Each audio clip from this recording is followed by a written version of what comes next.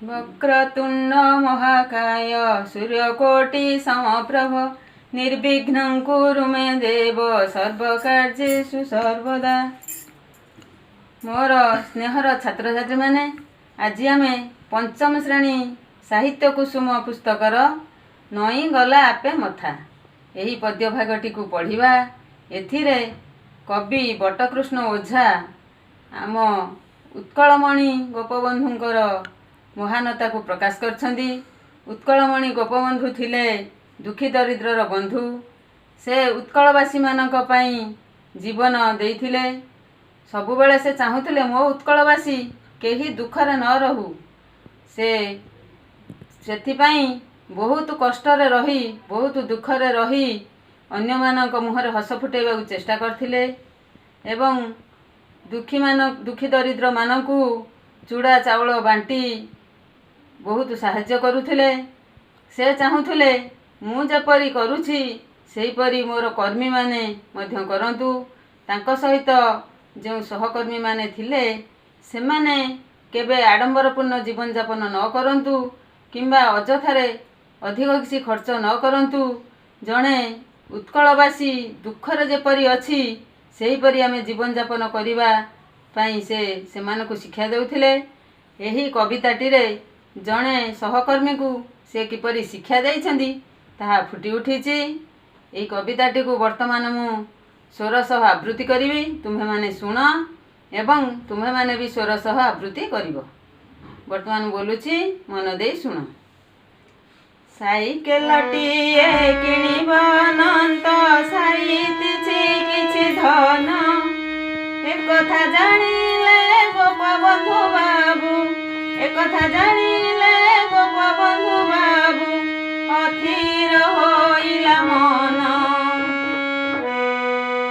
कथा मने रखी गोपबंधु कहिले अभाव भारी टंका थिले दिया देवी मोनंत टंका थिले दिया देवी मोनंत गले दिन दुई चारि टंका थळी आनी थोइले अनंत दासे आपणक पासे हाते धरी थळी चाहिले निमिषे हाते धरी थळी चाहिले निमिषे दुख मिसादर हासे। चारि दिन जाई चारि मास गला बरस भी गला पूरी गोपबंधु बाबू देले नाही टंका गोपबंधु बाबू देले नाही टंका अनंत होइले झुरी दूर गाँ बाट किपरि जीवी मु दुखरे बसिले भाबी बहुत दिनरू थकी पड़िलिणी बहुत दिनरू थकी पड़िलिणी पादरे मु चली चली साइकेल हेले सहल सहल बहुत पारंती भूली टंका नहीं से तो फेराई दियंती टंका नहीं से तो फेराई दियंती मो कथा की गले भूली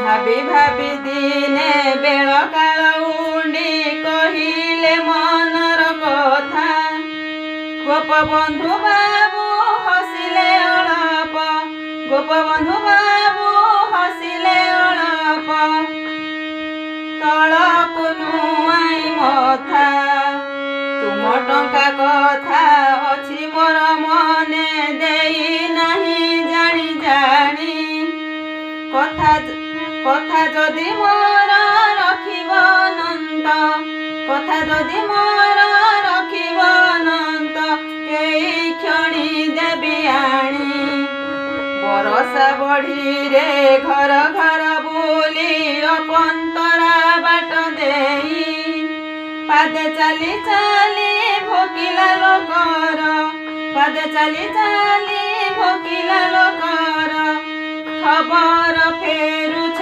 नेई साइकेल हेले सड़क बाटरे सुविधारे जीव चाली ଅଭାବ କେଉଁଠି କିପରି ଜାଣିବ, ଅଭାବ କେଉଁଠି କିପରି ଜାଣିବ, କହିଲ ମନରେ ଭାଳି। ପାଣି କାଦୁଅରେ ଆଉ କି ପଶିବ, ଦେଖିବ ଦୁଃଖୀର ମୁହଁ। ବରଷା ବଢ଼ିରେ କିଏ ପୋଛି ଦେବ, ବରଷା ବଢ଼ିରେ କିଏ ପୋଛି ଦେବ, ଆକୁଳ ଆଖିର ଲୁହ। ଟଙ୍କା ନେଇ ଯାଅ ସାଇକେଲ କିଣା, ମନୁ କରି ଦିଅ ଦୂର। ଦୁଃଖୀ ଜନ ସେବା ଯେଉଁଠି କରୁଛ, ଦୁଃଖୀ ଜନ ସେବା ଯେଉଁଠି କରୁଛ, ସେଇ ତ ସ୍ୱର୍ଗପୁର।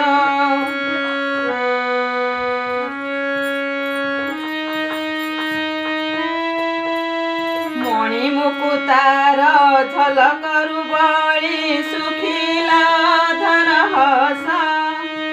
ସେ ହସରୁ ଝରେ ସରଗ ସୁଷମା, ସେ ହସରୁ ଝରେ ସରଗ ସୁଷମା।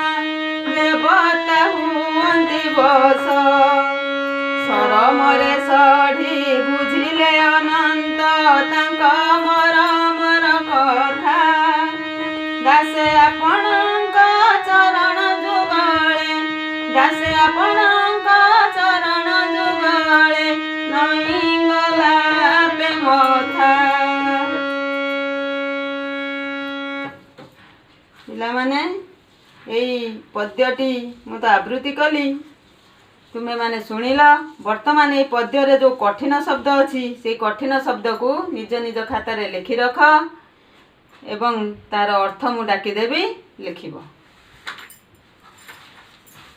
ସାଇତିବା, ସାଇତିବାର ଅର୍ଥ ହେଲା ଯତ୍ନ କରିବା, ଅଥିର ଅସ୍ଥିର ବା ବ୍ୟସ୍ତ ହୋଇପଡ଼ିବା। ପାଶେ ପାଖରେ, ଭାଳି ଭାବନା କରିବା ବା ଚିନ୍ତା କରିବା। ସହଳ ଶୀଘ୍ର ଶୀଘ୍ର, ଅପନ୍ତରା ବାଟ ଅପରିଷ୍କାର ବାଟ।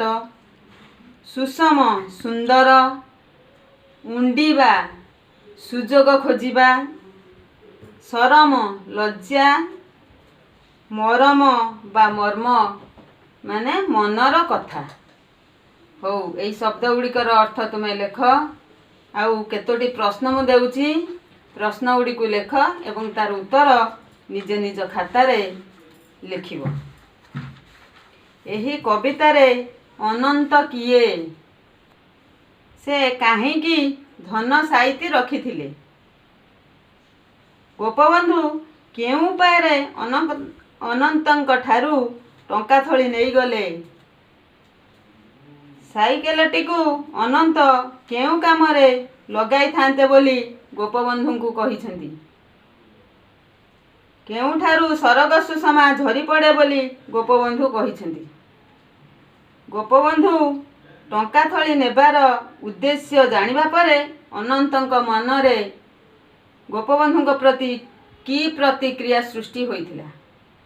ହଉ, ଏଇ ପ୍ରଶ୍ନ ଗୁଡ଼ିକର ଉତ୍ତର ତୁମେ ଲେଖିବ ଆଉ ମନ ଦେଇ ପାଠ ପଢ଼ିବ। ବର୍ତ୍ତମାନ ଲକଡାଉନ ସମୟରେ ଅଯଥା ସମୟ ନଷ୍ଟ ନ କରି ଘରେ ବସି ପାଠ ପଢ଼ିବ। ହଉ, ତୁମର ଶୁଭକାମନା କରି ରହୁଛି। ଜୟ ଜଗନ୍ନାଥ।